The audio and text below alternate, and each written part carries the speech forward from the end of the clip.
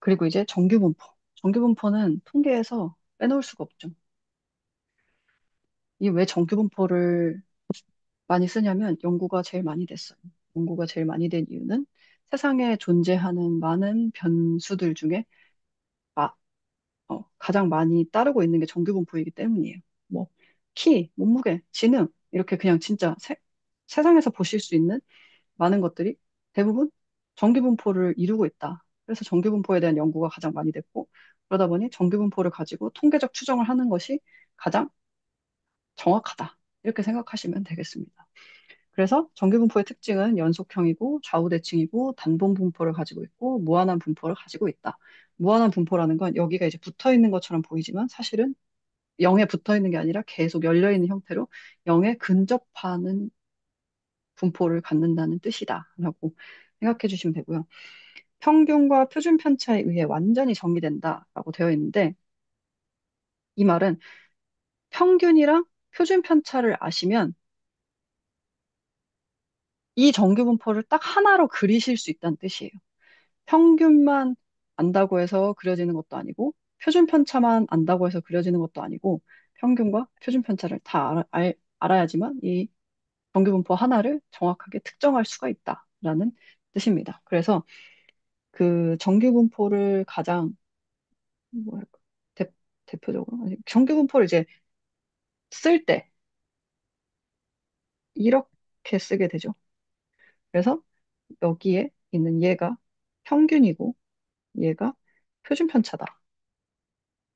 그래서 평균이랑 표준 편차만 알면 우리가 정규 분포를 그릴 수 있다라고 생각하시면 됩니다. 그리고 이 확률과 표준 편차 단위 사이에 일정한 관계를 가진다라고 써 있는데 이 말은 뭐냐면 제가 이걸 확대를 좀 해서 볼게요. 제가 여기다가 지금 어떤 값을 넣은 게 아니라 이렇게 문자로 써놨잖아요. 그러니까 이 평균이 얼마든 표준 편차가 얼마든 평균으로부터 1 표준 편차 떨어진 이 사이에는 34.1%의 자료가 들어가 있어요, 여기에. 그리고 1 표준 편차와 2 표준 편차 사이에는 13.6%가 무조건 들어있어요. 그리고 똑같이 2 표준 편차와 3 표준 편차 사이에는 2.1%가 들어있어요. 이게 정규분포가 가지고 있는 특징인 거예요. 그래서 선생님들이 그 표준 점수 만드는 Z 계산할 때 뭐 평균 빼고 표준 편차로 나누고 이렇게 해가지고 그걸 이제 0에서 1 사이, 그러니까 평균은 0, 표준 편차를 1로 갖는 표준 정규 분포에다가 이제 옮기잖아요.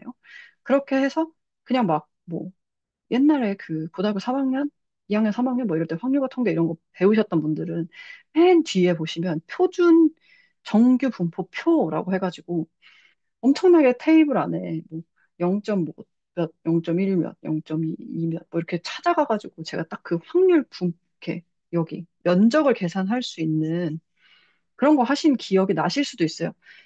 그게 이런 특징을 갖고 있기 때문이라는 거예요. 확률과 표준 편차 단위 사이에 일정한 관계를 가진다라는 그런 특징. 그래서 걔를 표준 정규 분포 위에다가 옮기기만 하면 어차피 얘네들은 똑같은 모양을 가지고 같은 비율이 그 정해진 간격 사이에는 같은 비율이 들어있을 거기 때문에 계산을 할 수가 있다는 거죠. 이 안에 몇 퍼센트가 포함되어 있을지. 네, 그런 의미인데, 제가 이해가 안 되게 잘 설명하고 있는 것 같아요. 그래서 이거는 좀 더 설명을 드려볼게요. 뒤에 막 실내 구간 이런 거 할 때도 이게 중요하거든요. 그게 여기서부터 출발이 된 거여가지고. 네. 그래서 일단 정규분포의 특징을 좀 더 설명을 드리고 뒤에 가면서 이거는 계속 설명을 여러 번 더 드려서 이해를 시켜드리도록 할게요. 그래서 정규분포는 이렇게 보시면 하나로만 정해진 게 아니라 이렇게 평균이 0, 표준 편차가 1인 경우 얘만 특별하게 표준 정규 분포라고 저희가 부르는 거고 그게 아니라 이렇게 평균이 0, 표준 편차가 뭐 0.2 이렇게 되면 이제 얘가 더 편차가 작다는 거죠. 표준 편차가 작으면 편차가 작다는 의미예요. 그러다 보니까 평균으로부터 덜 떨어져 있다. 평균에 가깝게 분포되어 있다라는 의미라고 생각하시면 되고 그러다 보니 당연히 빨간색보다는 평균에 더 가깝게 모여서 이렇게 더 뾰족한 형태의 분포를 그리게 되는 거죠. 그리고 요 노란색을 보시면 얘는 이제 커졌잖아요. 편차가. 표준 편차가 크다는 건 자료들의 편차가 크다는 거고. 그러다 보니 당연히 평균으로부터 많이 퍼져 있다. 많이 떨어져 있다. 라고 생각을 하시면 됩니다. 그래서 표준 정규분포보다 이제 더 이렇게 눌려 있는 자료들이 더 양쪽으로 퍼져 있는 형태를 띠게 되죠. 이 노란색 분포를 보시면. 그리고 이렇게 연두색 같은 경우는 평균이 마이너스 2로 이동해서 이쪽으로 가 있는 거. 이런 애들도 다 정규 분포라고 한다라고 생각하시면 되겠습니다. 그리고 이제 외도는 이 저의 자료가 정규성을 띠고 있는지를 체크하기 위해서 보는 지수인데요. 분포에 치우친 정도를 알려주는 값이에요. 그래서 이렇게 양수가 나오게 되면 정적으로 편포되어 있다. 음수가 나오게 되면 부적으로 편포되어 있다라는 특징을 가지고 이 외도랑 같이 짝꿍으로 다니는 이제 첨도가 있죠.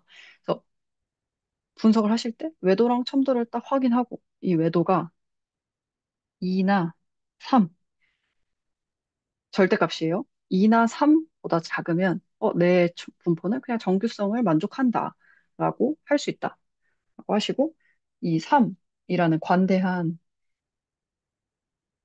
걸 주신 학자 선생님은 클라인입니다. 아마 2016년 책일 거예요. 지금 더 새로 나왔는지 모르겠는데 요거 이제 보통 사이테이션 하시죠. 내 자료가 정규성을 띈다라고 할 때 근거들을 다셔야 되기 때문에 그래서 뭐 적어두시면 나중에 쓰실 일이 있으실 수도 있습니다.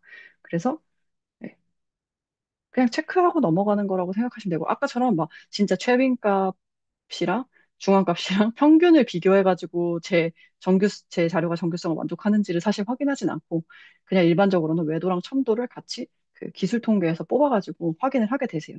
그때 외도가 3을 넘지 않으면 내 자료는 정규성을 띠고 있다. 라고 말할 수 있다. 라고 생각하시면 되고, 그 다음으로 이제 첨도 같은 경우는 분포의 뾰족한 정도를 의미하는데, 어, 정규 분포 형태일 때가 0이에요. 그리고 이렇게 뾰족하게 올라가는 애가 양수가 되고 퍼지는 애가 음수가 됩니다. 그리고 첨도의 기준은 7이나 10이에요. 당연히 이 10을 말씀하신 분이 클라인이죠. 이 2랑 7을 한꺼번에 말씀하신 분도 기억 있는데 이건 두 명이었나? 이랬던 것 같아요. 기억이 잘 안 나요.